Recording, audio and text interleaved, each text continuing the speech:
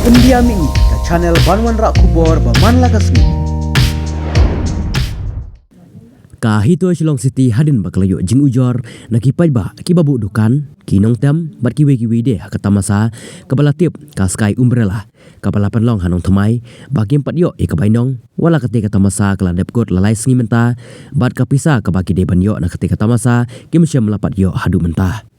Haba keren mentah kamit juga kasau tarik naila Raja Arab Sau u presiden kahito Shillong City usamla pan pentingan lang simli ulong bahadin bagalayo jingtiup ikne marmar kilalet hak ketika jaka bantiup nak eka daw bakim pat yo ya kabainong jongki.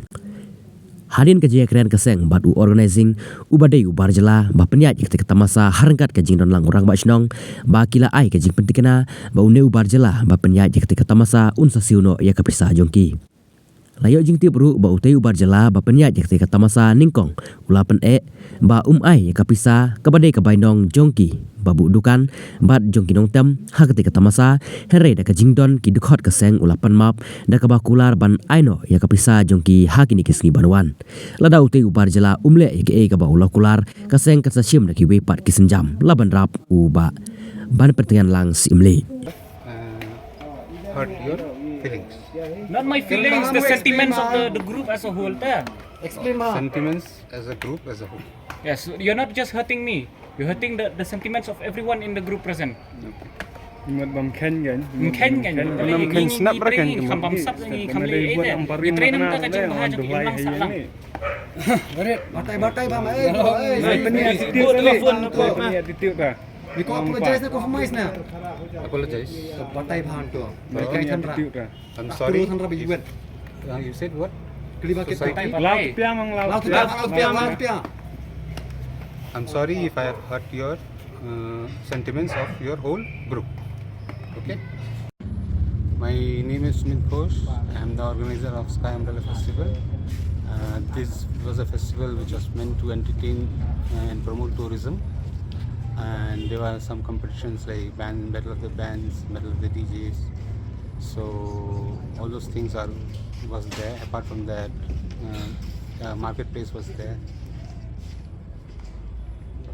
And then the pending bill, no. Regarding with the bills, and regarding there are some bills which are pending, which are assured, which will be cleared within few days.